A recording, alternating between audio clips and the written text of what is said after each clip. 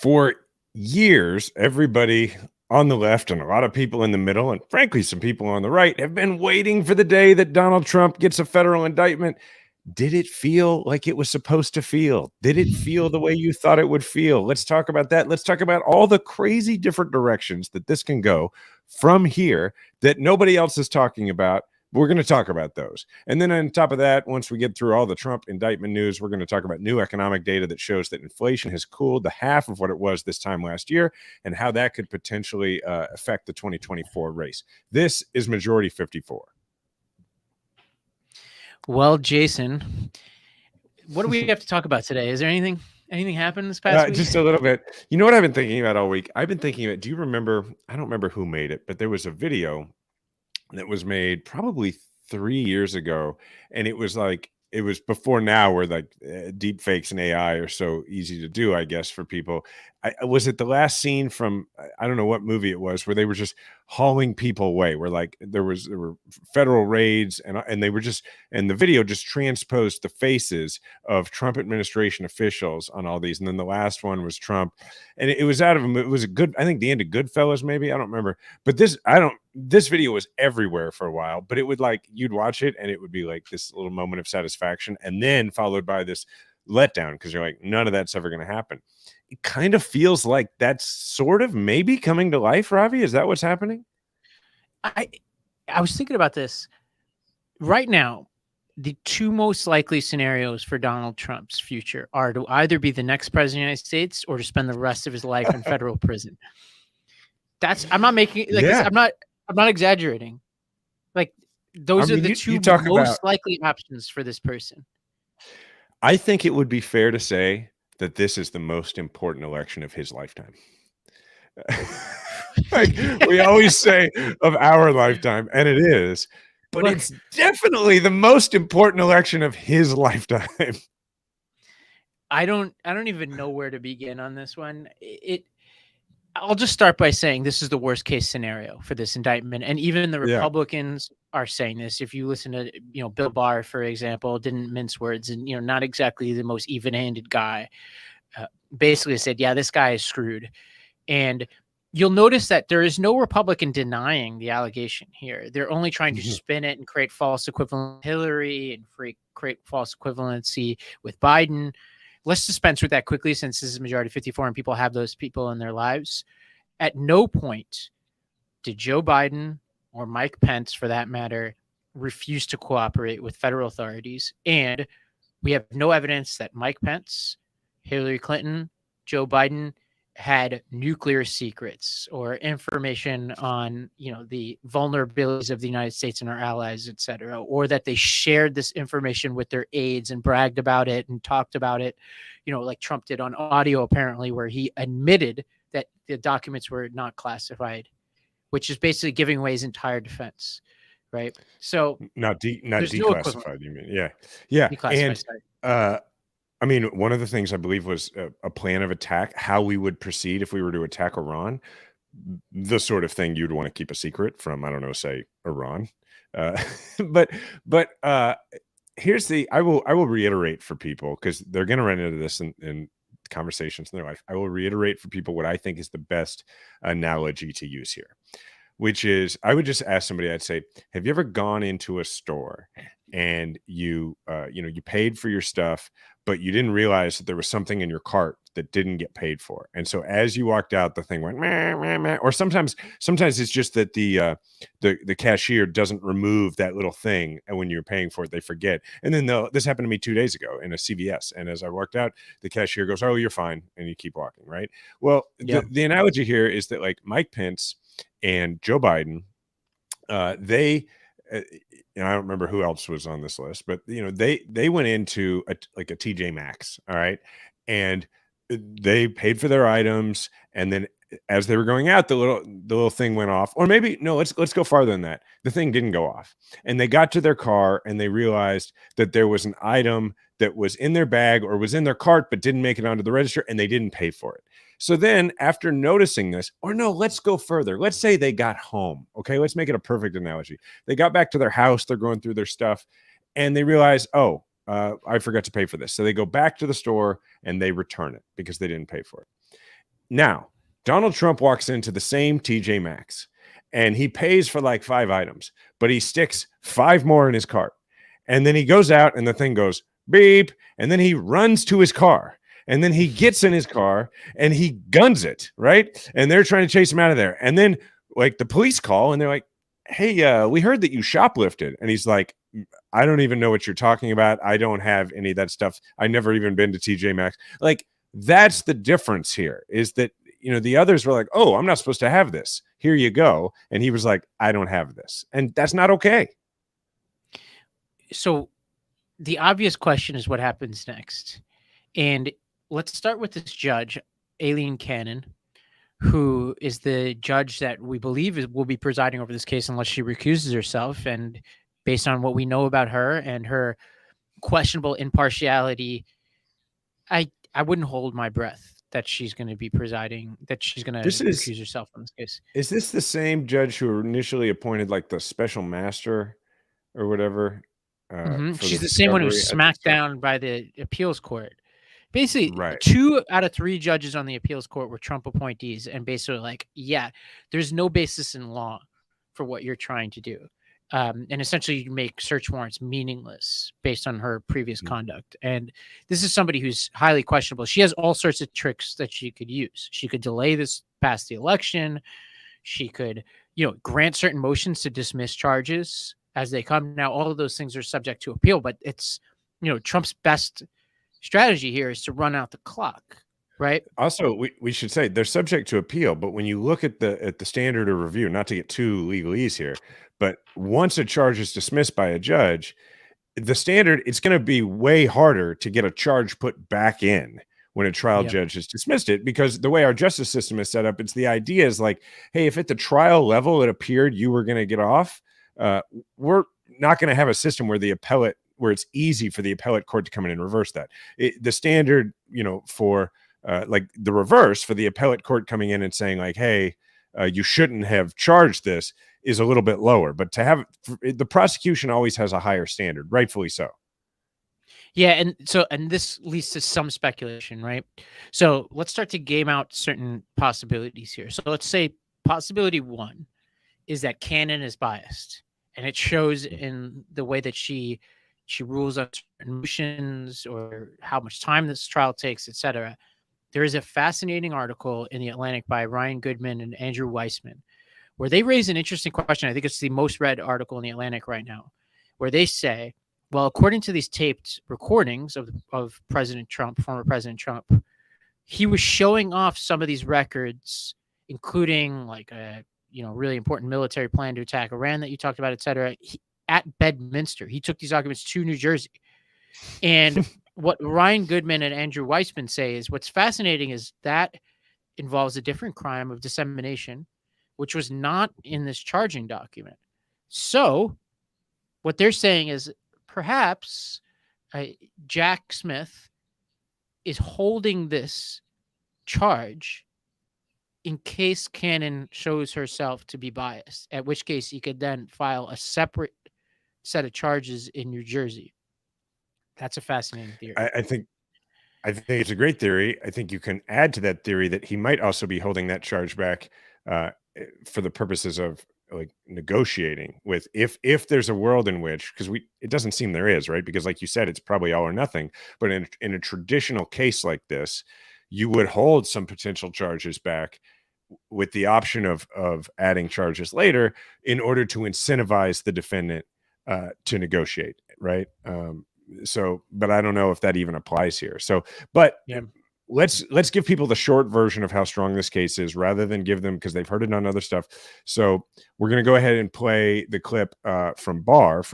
This was Trump's attorney general talking about how dead to rights Trump appears to be. Well, it started out under the Presidential Records Act and the archives trying to retrieve documents that Trump had no right to have.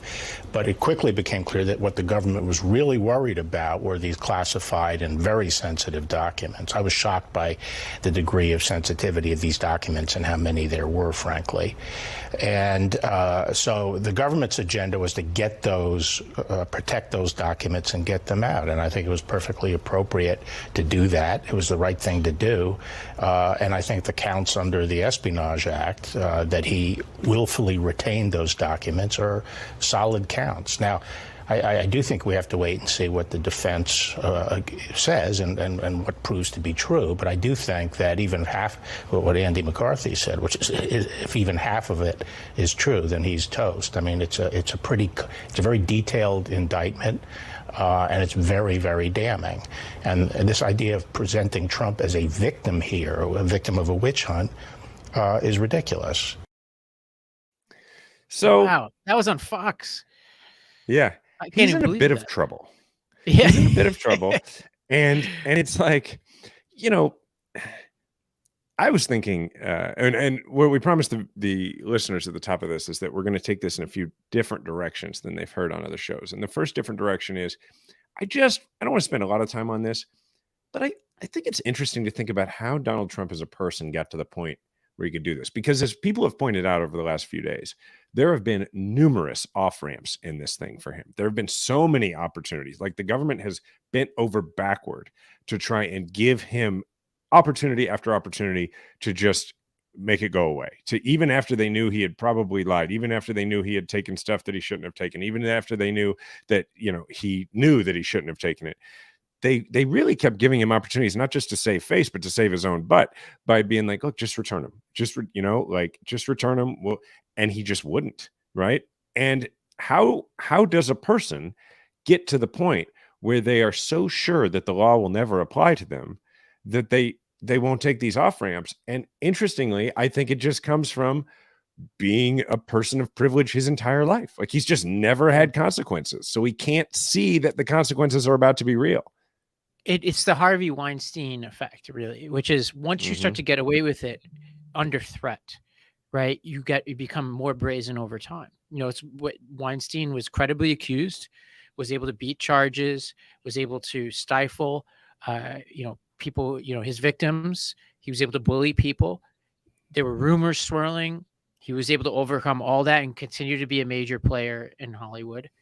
And he just got more and more and more brazen until eventually his conduct caught up with him. And that's what we've got to hope is true for Trump here, because the stakes get higher and higher and higher as he does what he's doing.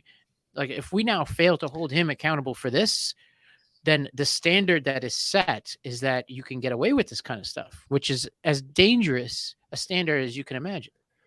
I don't want to go on and on about this aspect of it, but it's like, when you really think about it, for the average non-Hollywood person, like I didn't know who Harvey Weinstein was really before that stuff. It may have been a name I vaguely was aware of, right? So what that means is the public as a whole didn't really have like an entire lifetime of seeing Harvey Weinstein get away with stuff, right? And knowing it was like doing it in the Hollywood world. With Trump, we've been watching him get away with stuff for what, like 40, 50 years, right? And so when you really think about it, it is amazing to me that this guy's not already a convicted felon.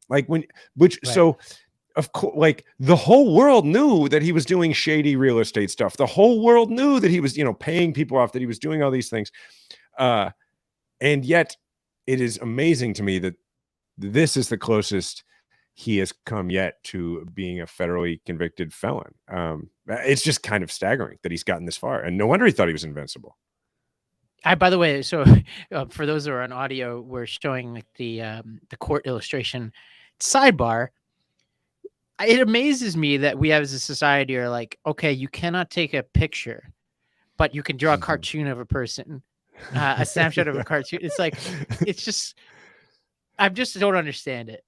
Like, it's kind of like, it's like the places where you still can't buy liquor on Sunday. Yeah, but like, it just doesn't make sense. But like you're really close to the state line where you can go, or like a dry county. It's just kind of some leftover stuff. So I guess. Okay, so one scenario we've talked about is that Cannon delays this thing, the election plays out, right? So So we've got, and actually, I think whether Cannon delays this or not, these cases take a while. So this thing is going to get dangerously close to the election.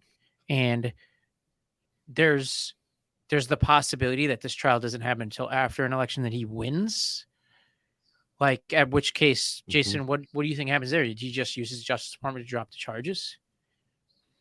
Yeah, I think like anybody interviewing to be, look, there's two jobs that I know what the first question is when Trump is looking to choose these people.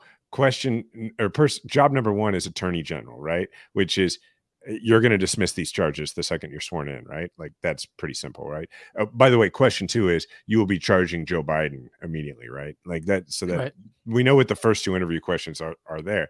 Now, the first interview question for a potential running mate is obvious, which is you'll be pardoning me if I step down, right? Like, like very, very simple. It's also the first question of every single Republican candidate that will at some point have to come and see him if it looks like he's not going to win the race, right? Which is like because they're all going to want his endorsement.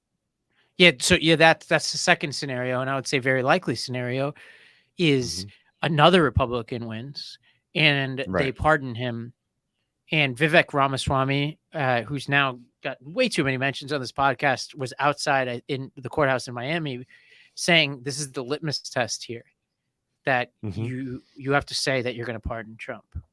And so it'd be really fascinating to see how people in this race react to that. We all kind of knew that was going to happen, but he was like, I'll be the first to cause this huge chaos that makes it harder for our party to win the presidency. He's morally bankrupt, but very smart campaigner. I talked to Yang about this.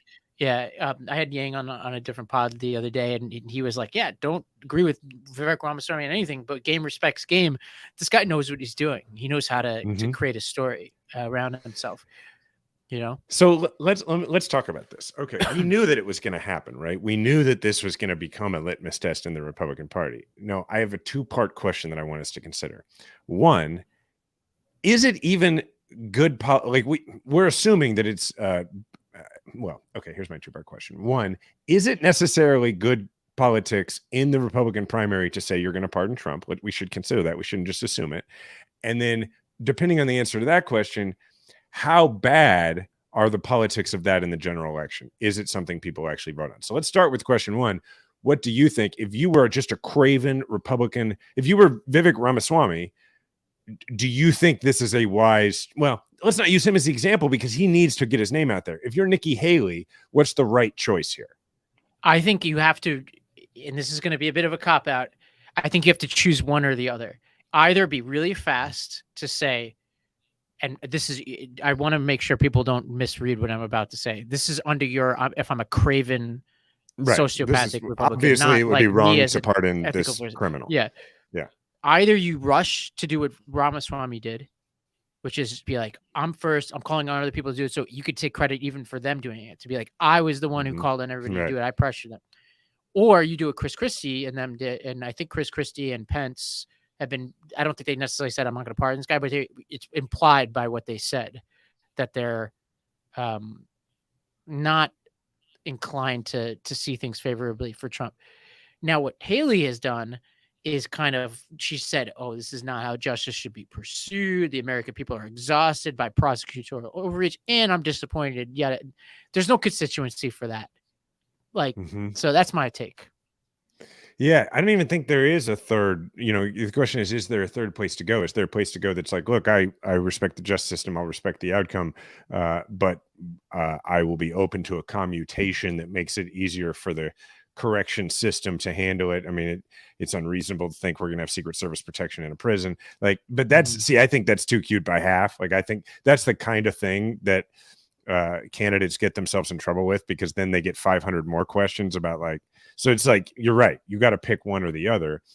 And I guess your point is the reason you got to pick one or the other is because you just got to move past the issue. You just got to be like, yeah, I answered that.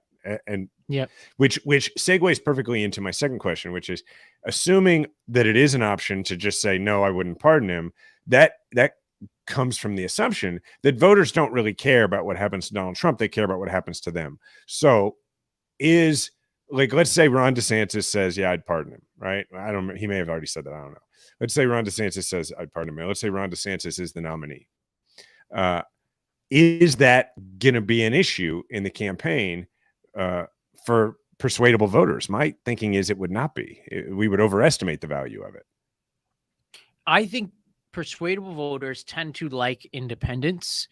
This is not the only way you could signal your independence, but it's a good way to signal your independence, which is like, it just takes one or two issues to come, especially big issues, to come out of a primary. You could be extreme on a whole bunch of stuff, but then you could be like, look, I'm willing to stand up to my party. I will not pardon Donald Trump. Or voters may even give credit for saying, I think Donald Trump acted irresponsibly. I said it from the beginning, flag before party, yada, yada, yada. You don't even have to say you wouldn't pardon him. You could just be like, I criticized him, but you, Joe Biden, didn't criticize Hillary Clinton. That's the difference between us, right? Now, that's bullshit what I just said, but that like is an effective message. You could be super crazy on a whole bunch of other stuff, but a lot of voters will be like, oh yeah, that guy calls it like it is. McCain eventually, McCain was a maverick for a while, but eventually fell in that kind of category of where the amount of things he was actually independent on started to shrink. And he just had to this persona based on a couple of things. Yeah. Okay. So I think you're right. Like it's talk about threading a needle, right? Because you want to come into the general election looking independent, but you want to come into the general election. And I'd be fascinated to know how many Republican primary voters are actually, when they're choosing between Nikki Haley and Ron DeSantis, the issue that makes them decide it is what their view is on pardoning Donald Trump. It seems like a pretty small amount of people, right? And that's a world only in which Donald Trump can't be one of the candidates, because if that's your top issue, you're voting for Donald Trump. You're not choosing between the others. I think it's right? more vibes than anything. It's like, all right. Yeah. And this is Nikki Haley's problem, is the vibes. Is like, you remember her abortion answer from last week?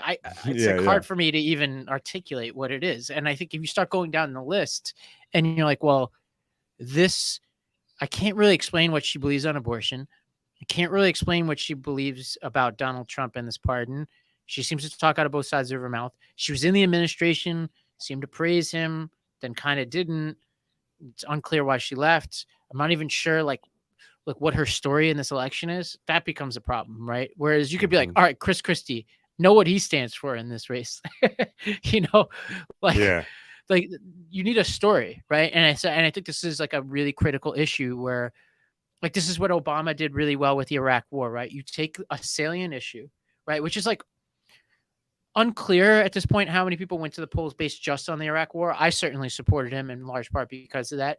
But what he was able to do is say, I have shown independence and courage on this issue, and therefore you can count on me to do that on other issues. And therefore there's a story of me in this race that applies to other issues, which is what I think if you're a Republican, you want to do on this issue. It was sort of, I knew all along, for him, it was like, yes, I lack experience, but I have good judgment where the others did not. Right. I saw what the people with experience didn't see. So, which is a little different from this. So okay. So as the primary goes along, Trump's going to be in a trial or in these continuing legal proceedings. It's not like this question is going away. And so what I wonder is like, first of all, we should talk about the fact that I don't think any of that keeps Trump from potentially being able to run and win. Right. Like I'm still not at the point where that's the case. Well, we have other cases going on. We got the Bragg case. We got Tish James. We got Georgia coming down the line. And actually, Tish James was asked about this recently, and she said something I was a little surprised by. Let's go to this clip if we've got it. The special counsel has asked for a speedy trial for this. Is this going to intersect with your case at all? How is everybody going to manage the calendar here? So in all likelihood, I believe that my case, as well as DA Bragg and the Georgia case, will unfortunately have to be adjourned pending the outcome of the federal case. So it all depends upon the scheduling of this particular case. I know there's going to be a flurry of motions to dismiss, discovery issues, all of that. So it really all depends. Obviously, all of us want to know what this Judge Kander, is going to do and whether or not she's going to delay this particular case. Are you concerned about that? I think everyone is concerned about that. So obviously, it will depend upon the scheduling. So she's essentially saying, Jason, you probably know more about this from your experience, that they defer to the federal prosecutors when scheduling, which I find interesting, which means that assuming Kanon's acting in good faith is kind of what James is saying, they'll kind of slow down the rest of these cases. Yeah, I mean, it makes sense to me. I think she's right, obviously, and it also means this is not going to end. There's a world, Robbie. There's a world where Donald Trump is elected president, then convicted on many, many counts of a federal crime, then sentenced, right? Because then you've got at first there's a world in which he's convicted prior to the election, and then he's in appeal and he's out on his own recognizance during that period, possibly on house arrest, awaiting appeal. But so then you start on house arrest as president, right? And then you got to ask the question, does that house arrest take place at the White House? Does that house arrest take place at Mar-a-Lago? And then you've got Trump out there going, yeah, I've been president before. I can tell you that the entire presidency is house arrest, that it's all a prison. There's no difference, right? And then you might have him, I guess. I would say his presidency is prison for all of us, honestly. Right. But that's, if I were him, that's what I'd say. I'd say, I can do this job from prison. It doesn't matter, right? Here's a rather complicated scenario. Let me throw your way. Donald Trump gets convicted of the federal charges and at least one of the state charges before the election. He loses the election or loses the primary. A Republican wins, pardons him on the federal charge, but there are also state charges. They can't pardon him on those. And let's say the one he's convicted on is Georgia, where you have a Republican governor. And now all of the attention in the world turns to Brian Kemp, who could pardon him, who probably won't. I mean, I did not think that this could get weirder living through the Trump in politics era, but it is getting weirder. And so I have one more scenario for us to talk about, but we should probably take a break first and then come back and talk about this other Trump scenario. This show is sponsored by BetterHelp. When you think about it, when you think about how much time you spend on you in a week versus how much time you spend either on others or just keeping up with stuff, let's say just email, you're just trying to keep up with your email. I mean, how many times do you say to somebody hey, I got my email inbox down to 50 or maybe even down to 0, but how much time you put into that versus the amount of time you get to stop and say, okay, what do I need to do to focus on what I need in this moment so that I can be productive for other people? Well, part of that is self-care and part of that is therapy. And that's where our sponsor BetterHelp comes in. As is well known, I wrote a book about it and have talked about it a lot on this podcast and in a lot of places. I've benefited a lot from therapy. So I am that guy who is always telling people, have you thought about therapy? I kind of evangelize about therapy the way other people evangelize about yoga or keto. I evangelize about therapy. And this is a way for you to try therapy. Either if you've done it before and you're in between therapists, this might be a good way, or you live in a rural area where it's more remote, this might be a good way, or you've never done it and it's a good introduction to it. So if you're thinking about starting therapy, give BetterHelp a try. You can find more balance with BetterHelp. You visit BetterHelp.com/M54 today to get 10% off your first month. That's BetterHelp, HELP.com/M54. Sleep is incredibly important in my household, which is why I love my Helix mattress so much. I have made an interesting evolution of sleep in my life, which is that when I was in the Army, I could sleep in any position on any surface at any time because I knew sleep was at such a premium. So I could just do it. And then I got out of the Army or I got back from deployment and as has been well documented, I had trouble sleeping often. And then I got to a point where, I went to therapy. I got post-traumatic growth. I'm okay, I'm ready to sleep.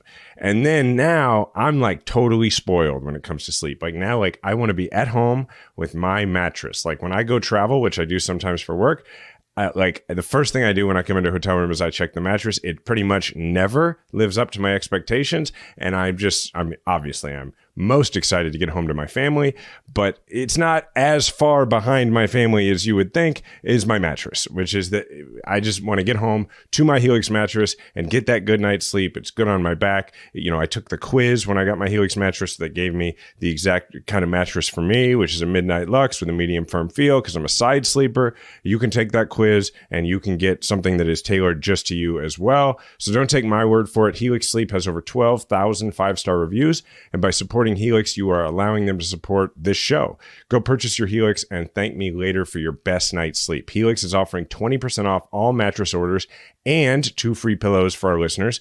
Go to helixsleep.com/majority54. This is their best offer yet, and it won't last long. With Helix, better sleep starts now. Okay, this is my last scenario that I want us to run through. And it starts with this premise that we've been working off of for a long time, which is that there's a possibility if Trump falters in the primary, if Trump, for whatever reason, just looks early on like he's not going to make it, that he goes and runs as a third party candidate. And I think he's even made allusion to this, right? Which gets all of us on the left very excited, right? Like we get very excited about this possibility because we know it would divide the right and we'd be extremely likely to win the election. So my question is, does this make it more or less likely that that happens? I think I can make an argument for either one. But Ravi, what do you think? Yeah, I just think that he's in such solid standing right now in that primary that something really crazy would have to break really late. So I don't think that's in the cards now. I think that the most likely scenario for Trump, if he were to lose, would be that it would happen really late.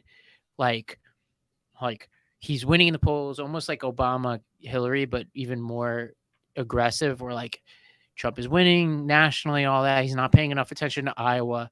Somebody, Ron DeSantis, Tim Scott, Vivek Ramaswamy, I don't know, somebody comes out of nowhere in Iowa because they've been doing really good work in Iowa, wins Iowa, they become a subject of national attention, and then it leads to a cascading effect where there's some latent frustration of Republican voters over Trump's behavior and his electability that explodes in the next few states, and it catches Trump off guard. That is the only way he loses here, unless I actually don't know what the unless is. I think that's actually the only scenario where he loses the primary. It would have to be that kind of sequencing.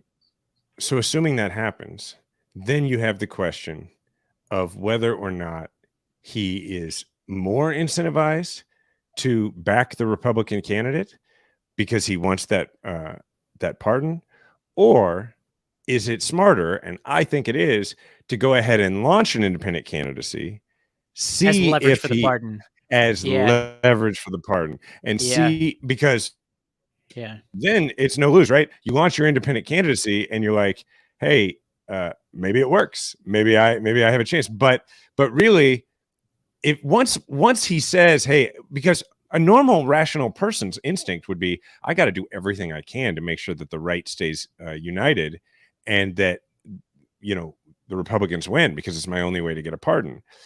But a Trump type person goes, I could do that at the last minute. I could endorse you. I can endorse the Republican with a few weeks to go. And as long as I have this independent candidacy hanging out here, that's a threat. So I actually don't know which way it goes. I don't know how easy it is to get on the ballots, but all he would need to do is get on enough ballots in swing states to be dangerous. One clarification, courtesy of Brett. So Georgia has an interesting pardon and clemency law. So Georgia's governor does not have pardon power. That power is given to a 5-member state board under Georgia's constitution. Members of the board of pardons and paroles are appointed by the governor and confirmed by the Senate in staggered renewable 7-year terms. So hopefully less politicized, who knows? But so I think they'd still pardon him, frankly. I think I don't know. Nothing, no offense to those people. You never know. This is the state that gave us Raffensperger, who is an elected official who was able to stand up to Trump. So you never know. Okay. This whole saga, Jason, reminds me of, I'm in the middle right now of brainstorming a movie with a friend of mine where I had this idea. I was like, I grew up in Staten Island, and it's an island, but it to our knowledge is not surfable. There's no waves to surf. And I was like, I wanted to create this movie called Staten Island Surf Club, where there's a group of kids growing up, and they're like in search of like a mystical surf break that exists in Staten Island that is like a stuff of legend, right? Which there is a legend that there's a surf break in Staten Island.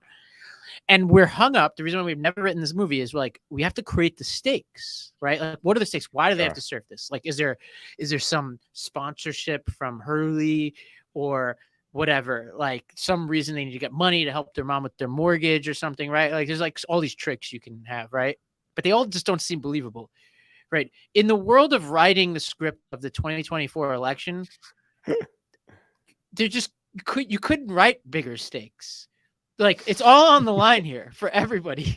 It's all Biden is personally on the line. Trump's personally on the line. The democracy for sure is personally on the line. Like planet, probably all of us. It's all in there. It's all in. We're all in 2024. It's just all in for everybody involved. This is, by the way, what it's like in other countries when you're worried about a change of power, whether through an election or otherwise, right? Like, because it's always all on the line. Like it's not a consequence-free exercise to back one candidate over another in most countries on this planet, because the consequences are great. It's how you create lasting psychological damage. I was just reading about this from the perspective of child development, where it's like, how do you create really screwed up kids? It's not if you're just mean to them all the time. It's actually if you are really, really nice and then you're really, really mean and you just don't know what's coming. And I think that's our country right now, where I'm like, oh God, we got Biden.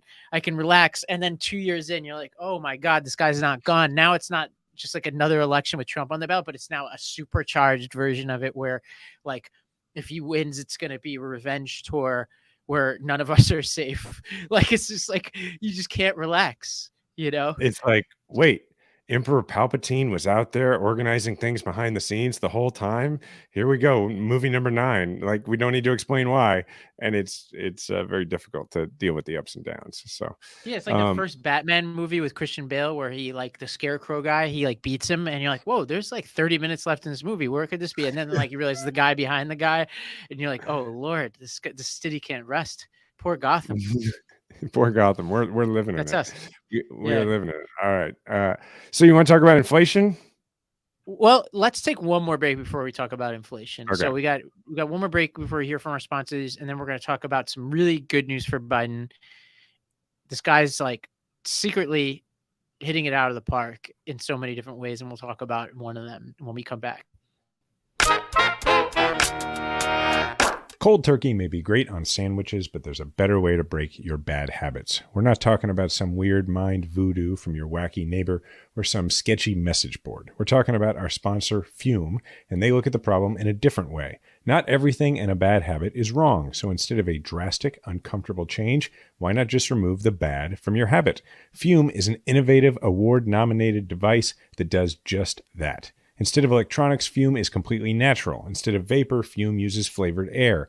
And instead of harmful chemicals, Fume uses all natural, delicious flavors. You get it. Instead of bad, Fume is good. It's a habit you're free to enjoy and makes replacing your bad habit easy. Your Fume comes with an adjustable airflow dial and is designed with movable parts and magnets for fidgeting, giving your fingers a lot to do, which is helpful for de-stressing and anxiety while breaking your habit. Join Fume in accelerating humanity's breakup from destructive habits by picking up the Journey Pack today. Head to tryfume.com and use code MAJORITY to save 10% off when you get the Journey Pack today. That's tryfum.com and use code MAJORITY to save an additional 10% off your order today. Breathe some life into your own backyard with fastgrowingtrees.com this spring. From shade to fresh fruit to privacy and natural beauty, let fastgrowingtrees.com help you plant your dream garden, and their expert advice and fast, reliable shipping. Fastgrowingtrees.com's plant experts curate thousands of easy-to-grow plant, shrub, and tree varieties for your unique climate. I don't know why that's so hard for me to say. Meyer lemons to evergreens and everything in between. Happy plants, happy home. right. But sometimes it's hard to know which plants will do best. No problem, because with fastgrowingtrees.com, you get customized recommendations based on your specific needs. Plus, their plant experts are always available to help you keep your plants growing healthy through the season and beyond, and no more waiting in long lines and hauling heavy plants around. With fastgrowingtrees.com, you order online and your plants arrive at your door in just a few days. I'm sitting here in my brand new apartment right here, and over on the side of me over here, I got a couple of fast growing trees over here. So it's not even for people just who have backyards. If you have an apartment, they have a ton of different things. I put a ficus tree in here and I love it. Everybody who's been in my apartment has complimented me on it. And with fast growing trees, 30-day alive and thrive guarantee, you'll know everything will look great fresh out of the box, and give you a little bit of an insurance policy there. So we join over 1.5 million happy Fast Growing Trees customers. Go to fastgrowingtrees.com/54 now to get 15% off your entire order. Get 15% off at fastgrowingtrees.com/54.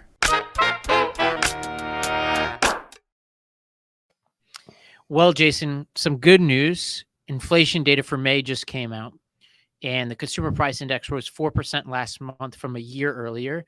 So this is well below the recent peak of 9.1% last June, and down from April's 4.9% number. And basically, as we're recording, the Fed announced that they are not going to be pursuing a rate hike right now. They signaled that more will be coming, but this seems like a potential turning point. You never know with this kind of stuff, but a potential turning point. And when you couple this with the fact that Biden successfully warded off the debt ceiling debacle, he's just one step at a time making the right decisions here to set up the economy for the future. And, relevant to the conversation we just had, put himself in a solid foundation electorally, because obviously we all know the economy plays such an important role in the election.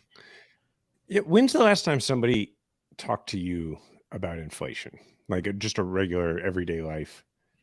It's one of those things like the border thing was it last week or the week before we talked about the border, which is, it's almost like you're just taking an arrow out of the quiver of the Republicans, right? Mm-hmm. So it's just like, they want to be like Biden inflation or whatever, or the Biden border crisis. And now they're like, well, you can't talk about that. You can't talk about that. So now what else you got? And like, the key is, it's almost like in a sports, like if it's like two teams playing against each other, you want to take the plays out so that they are left with their worst plays. And that's kind of what happened in the last election, when they were like closing on crime. And then the voters were like, the story you're telling on crime, I might even buy your premise that there's too much crime, but I'm going to put a different spin on the ball. They were left with like, one of their least effective arguments. Yeah. And what I think is interesting about, and immigration is a good one to bring up, is the difference between the two politically, right? Because as we see every September, October of an election year, they start talking about the border. It doesn't really matter what's happening at the border.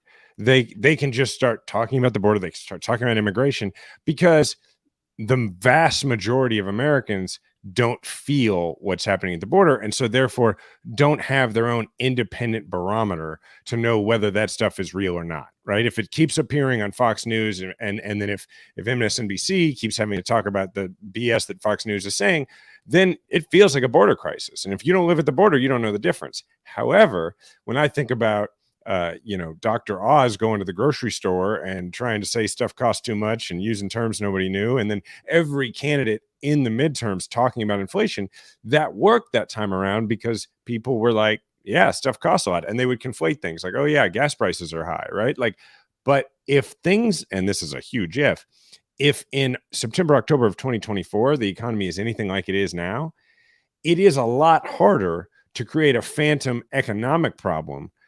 We know that they're going to create an immigration fictional thing, or, even if there's nothing there. I think it's a lot harder to do with the economy. And that's why it's always the economy that seems to swing things, because people have their own perspective on it. Yeah, I agree. Yeah. You could never count them out in terms of just fabricating a whole thing out of nowhere, sure. But you just got to make it as hard as possible for them to do it. And it's not like they can't talk the economy into a recession, right? I mean, heck, they demonstrated they were almost willing. They almost legislated us into a depression, right? Like through the debt ceiling. Yeah. But they're certainly willing, and probably will try to go out there and talk consumer confidence into a recession. But I'm just saying, it's such an objective measure. Like, True is 9, and we were getting gas 2 days ago, and he's sitting on the bed of my truck, watching the gas go into the truck, and he's like, Dad, this is like $30 less expensive than it was last time I watched you do this. And like, if my 9-year-old, yeah, I mean, he hasn't seen me gas up the truck in quite a while, but like, he remembers. And so if he's picking up on that difference, then it's not going to be, it's not something you can just snow people on, right? So I think this is enormous news. I mean, we just talked about all this stuff about how the Trump indictment affects the 2024 election, all this thing, this undercard or whatever, this afterthought of this particular episode is probably the thing that's going to have the greatest effect if it stays on course. Yeah, and there, like anything else, there are different scenarios here, right? The best scenario for Biden is that unemployment stays low and inflation gets under control. That's amazing, right? GDP growth, all that. That would be A++++. Nobody thought that would be possible. That would be the equivalent of what they call the soft landing, right? A very likely scenario is that unemployment goes up, inflation gets under control, and those two things are linked partially. Like the Fed, some people are accusing the Fed, I think with some evidence, that they want to increase unemployment because then it decreases the price of services, because then you have more competition for fewer slots in jobs, which means wages go down, which means the cost of services go down, right? Hopefully people follow what I just said. But but what that means is, and we've talked about this on the podcast before, Biden has always been stuck between a rock and a hard place, as has the Fed, because if you believe that there's some kind of link between employment and the cost of things, right, then he's either got to think, all right, like we're going to keep inflation, things are going to be more expensive for people, or there are going to be more people out of a job, right? If he's somehow able to stick this landing and keep both low, unemployment and inflation, I mean, we need to call it for Biden at that point. I mean, he deserves a second term if he's able to do that.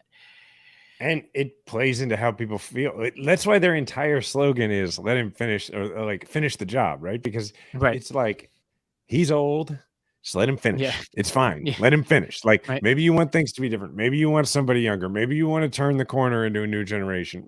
Things are okay. Let this dude finish, if he was able to do that, Jason, I'm not, no hyperbole. He should be in the conversation for the most successful modern president, like probably most successful president, and anybody who is alive today, like probably, or most people who are alive today, right? Like you'd have to go back to what FDR to say, like, or Truman, arguably, like most impactful. Yeah, for sure.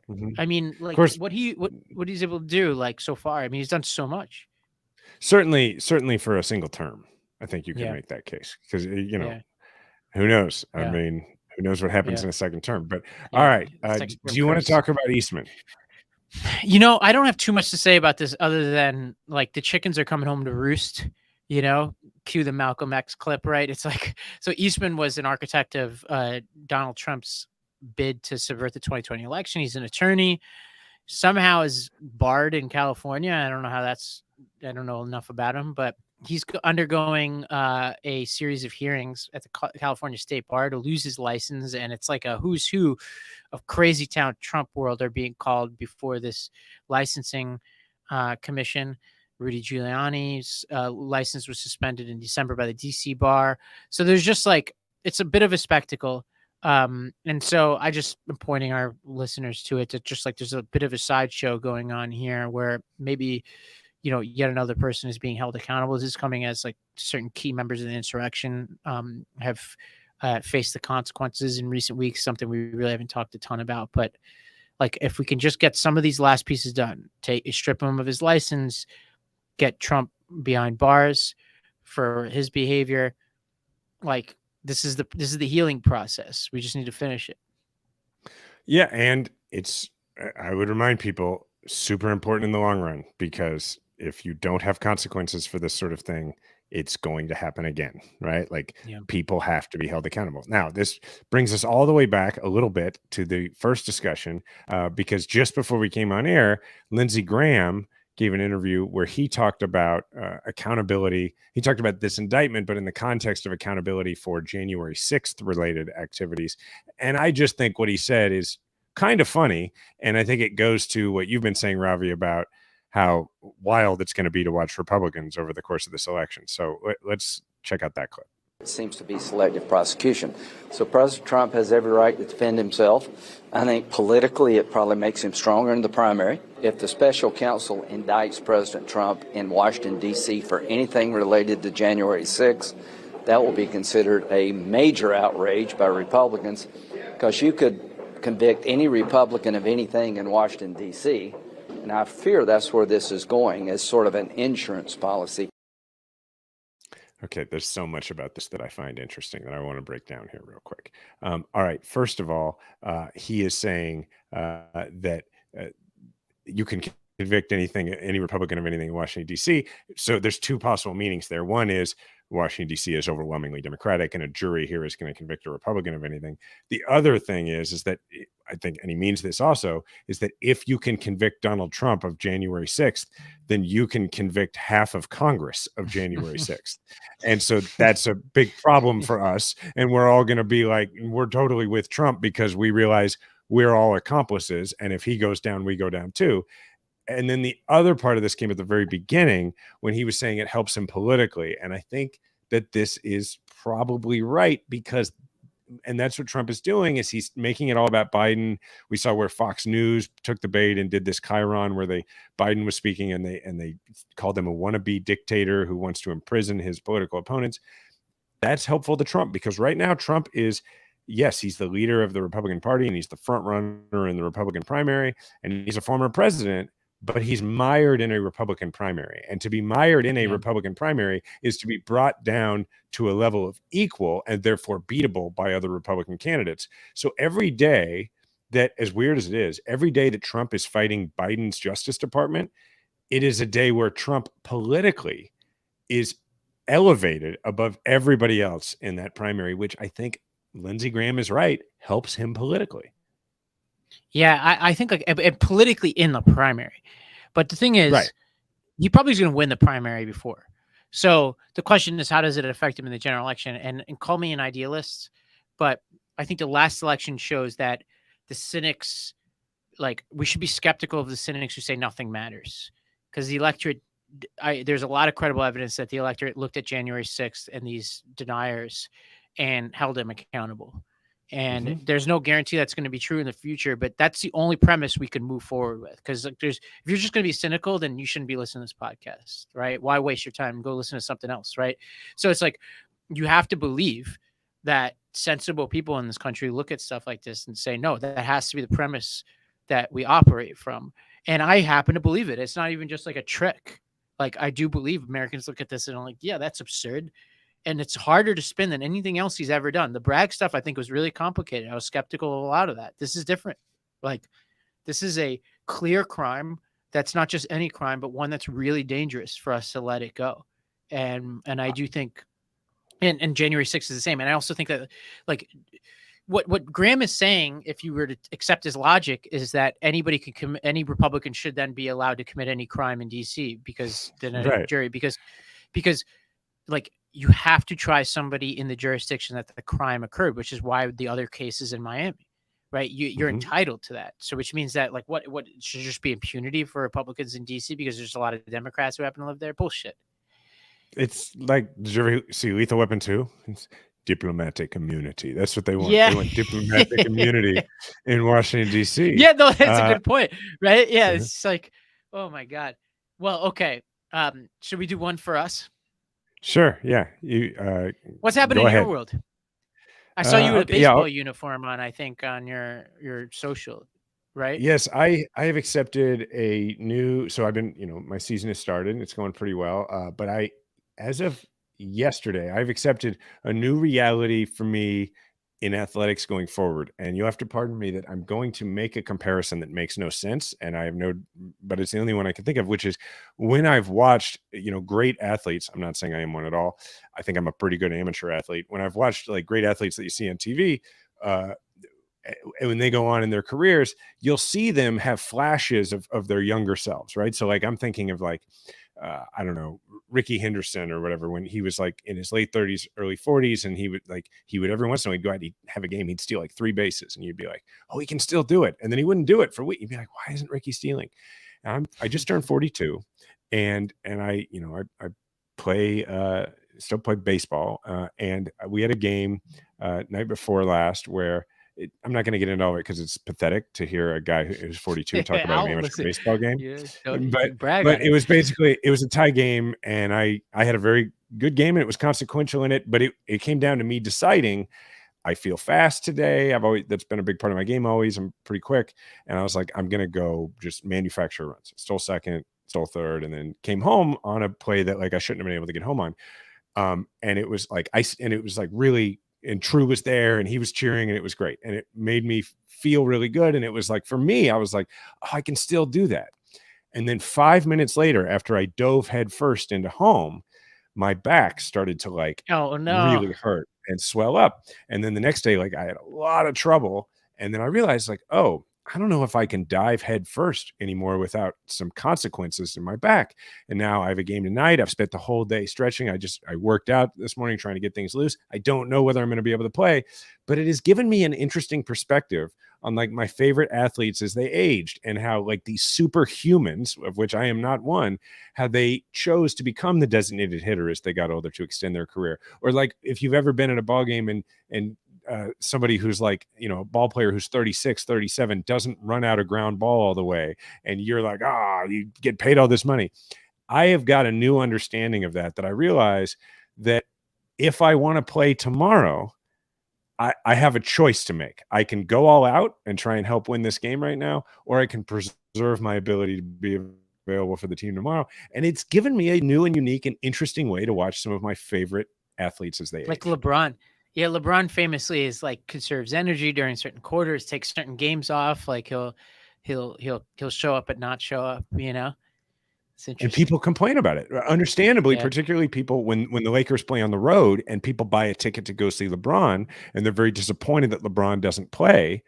But this gives you a different way to look at it, right? Because yes, you missed the opportunity to see LeBron, but he preserved the possibility that you will see LeBron have another great finals or conference finals moment in the next year or so, because he knows his body. And I think that's it's just an interesting thing for me, and maybe something that's analogous for everybody as we age, as we think about it, particularly people with young kids, and you want to go play with your kids. Like, you got to pick your spots, man. Yeah, I mean, it makes sense. Well, I can't wait to see you out there. Oh, well, like, I'm like a momentum person, especially when it comes to like cognitive tasks. Like, I'll have certain like weeks in a row where my head's in the gutter, and then I'll have certain weeks in a row where I'm like, Bradley Cooper and Limitless. And I've been like on a streak lately, and yesterday was like the day where was like the most insane version of this, where I'm like going from like, I wake up early, I get a funder proposal out, I write. Like I'm going from meeting to meeting all over. I'm like in Ubers going to Manhattan to go to this event that Crooked's putting on for their podcast. And I'm like writing a chapter of my novel in the Uber. And then I'm going to this thing. I'm making these phone calls, doing people's favors. And I was just like, and I forget this about myself, which is like, I think one of the reasons why I was always good in school is that I have like a natural Adderall that kicks in when I'm concentrated, and it will last for many days. You are the opposite of it. Like if people wanted to understand what ADHD is, they just should follow you around and be like, it's the opposite of all of this. Well, it's what's interesting is I do have the elements of the ADHD. That's what I'm saying. Almost, it's like it clicks. And actually, I've studied ADHD. I thankfully don't have like clinically diagnosable ADHD, but like there is a switch that you like. The momentum matters. And yesterday was one of those days where I was like really. And I've been like this lately for a while. We're really focused, but it makes me incredibly weird socially. So I showed up to this event, and I saw the Wonder Media people. Hopefully they're listening to this. And they were next to I won't name the funder, but this is at this cricket event. They were next to this funder who I've been just dying to get in front of. And I've actually asked you about this funder, and I've been trying to get in front of them forever. I literally go up to the Wonder people, and I'm like still in my like crazy concentrated weirdo mode. And I say like 5 awkward things to them, and they were very nice about it. And I introduced myself like multiple times to the same person from this foundation. And he basically looks at That's me the like, worst. what drug is this guy on? And it was just like, and I had my tennis racket on because of course I'm like in like my limitless mode. So I had like a 10 p.m. tennis match because I had to get everything out of the day. Needless to say, this was the equivalent of me throwing my back out after a good game. I was having a really great day and I just absolutely ate it in this conversation, and I've been kicking myself over it.